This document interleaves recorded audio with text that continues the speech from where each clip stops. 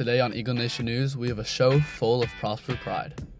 First, Callie Swick listens to how choir is singing into the holiday spirit.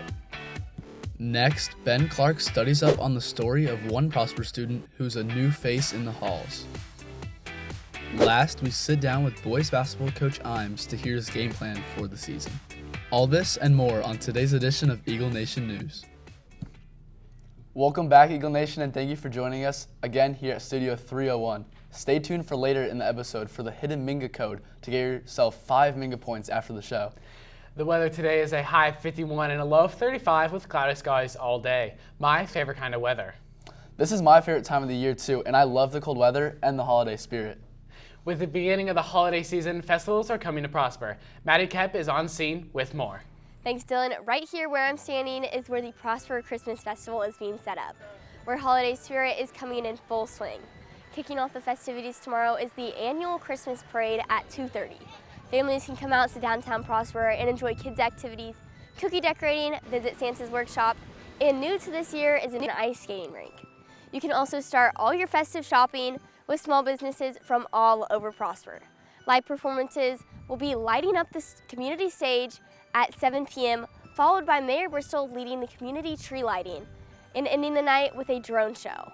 I know I'm looking forward to this event, but what about you guys back at the desk? I don't know about you, Declan, but I will definitely be swinging by and going to this event. Yeah, I'm very excited to stop by the festival and just feel the giving mood.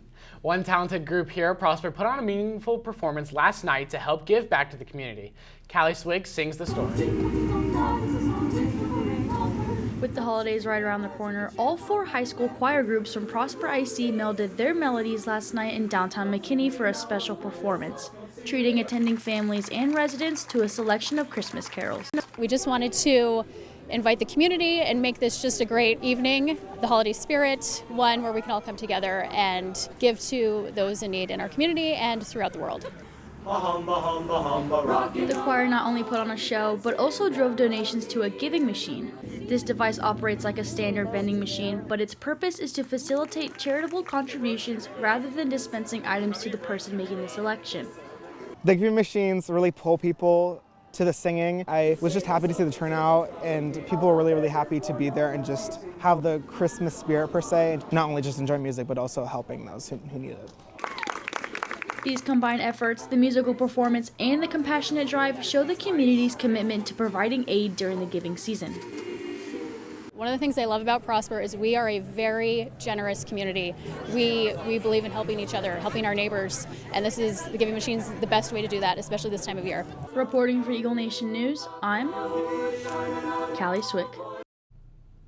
There are giving machines located all around the Metroplex, including Frisco, Grapevine, McKinney, and Arlington.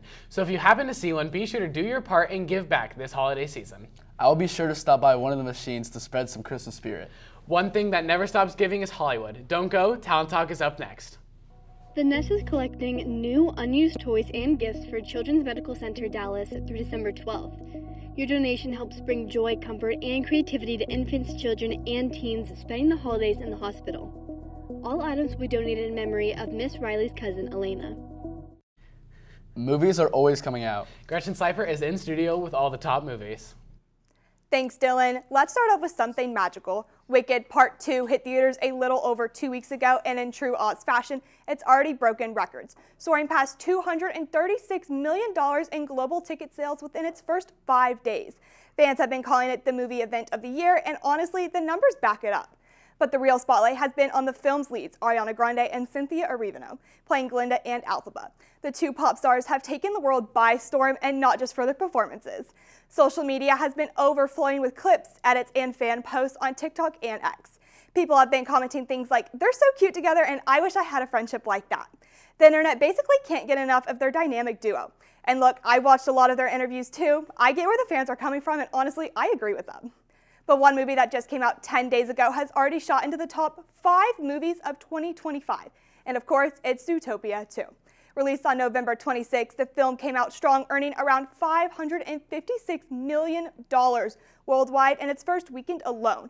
The excitement hasn't slowed down either, with theaters across the country reporting packed seats every single night.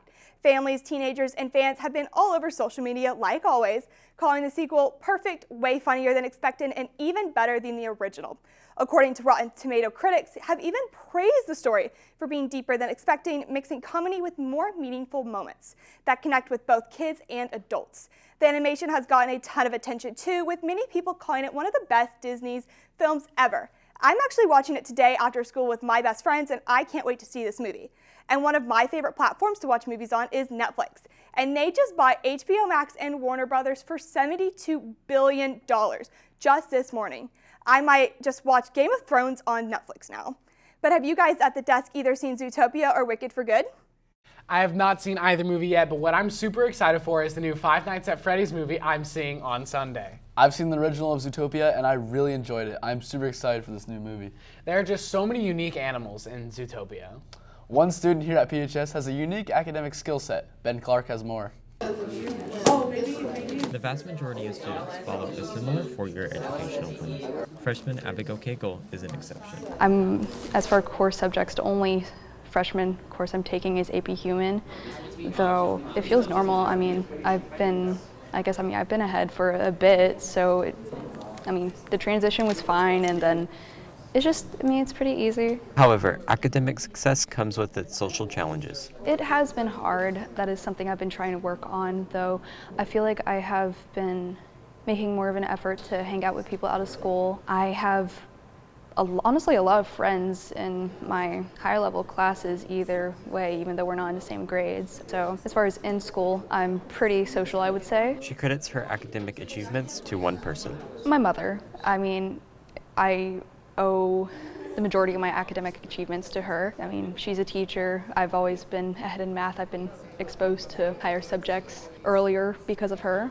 Abigail's mom is not only a teacher, but she works right here at PHS. I try to be a mom, but I guess my educator side, it comes more before being a mom. And I try to, always try, she used to tell me that why everything has to be math. Even though when we are having a conversation, I used to put out like a math problem. Reporting for Eagle Nation News, I'm Ben Clark. It's really interesting to see someone achieve their dreams and push themselves. Another way people are achieving their dreams is through sports. Stay tuned, Game Time is up next. Here we go!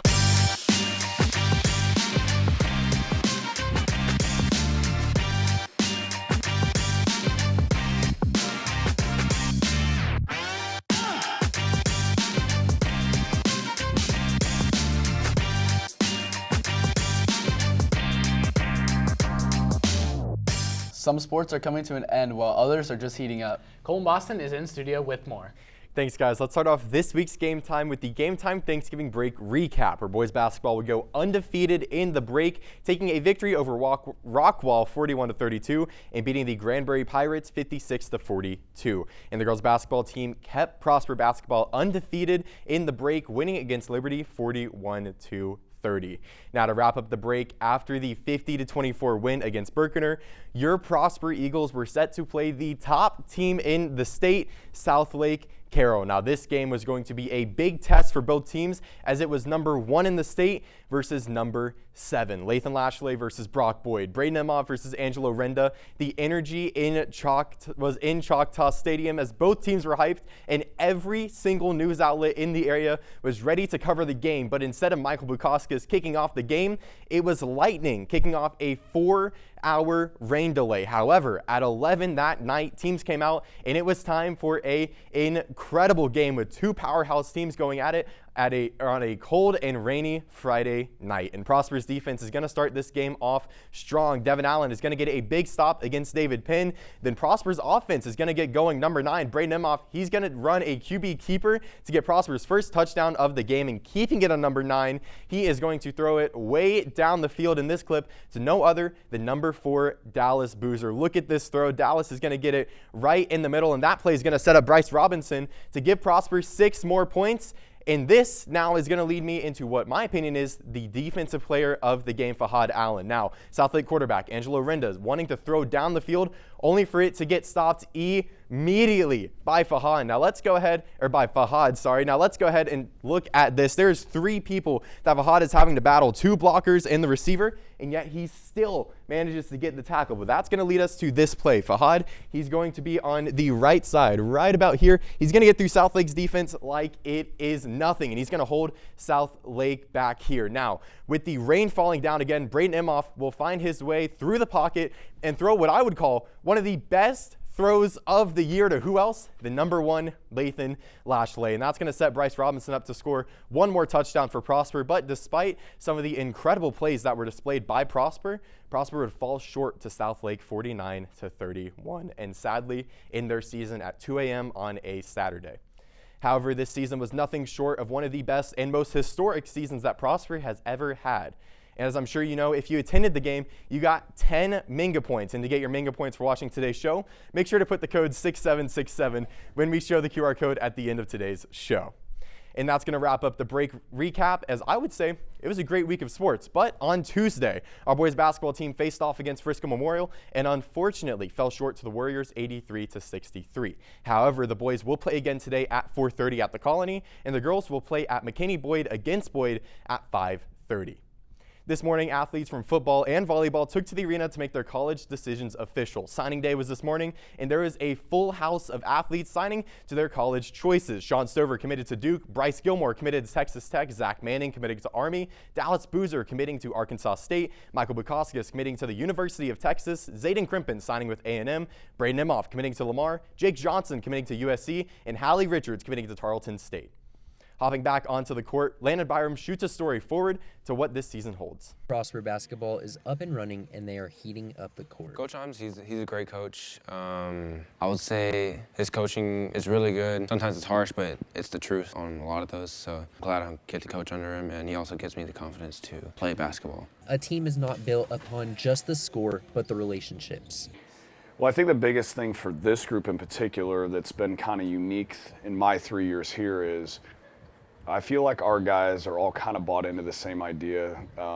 They all want to pull the rope the same direction, which hasn't always been the case in the past since I've been here. And I feel like we're very fortunate that we have guys that are averaging, we have 5 guys that are averaging between 8 and 14 points, which hasn't always been the case here. A year ago, we had a kid average 25, and our next leading scorer was 11. Prosper basketball plans to build their motive as a team on and off the court. The kids have really bought into doing everything for each other, pulling the rope in the same direction, which has made us better, I think, overall as a group than we were a year or 2 ago. And I'm very excited about the direction this team can take this. I think expectations for us after losing 25 points per game, maybe not as high as people had thought, but I feel like this group has the potential and the ability to be better than our team a year ago. With a lot more to come, the team plans to continue their reign. Reporting for Eagle Nation News, I'm Landon Byram. Is it amazing to see how when challenges come up, this team perseveres so strongly? Yes, I love how the basketball team works on and off the court day in and day out. Well, that's all we have for you today, Eagle Nation. Thank you for letting us tell your stories. Once again, I'm Dylan Mize. And I'm Declan Vetter. Have a great weekend and go Eagles.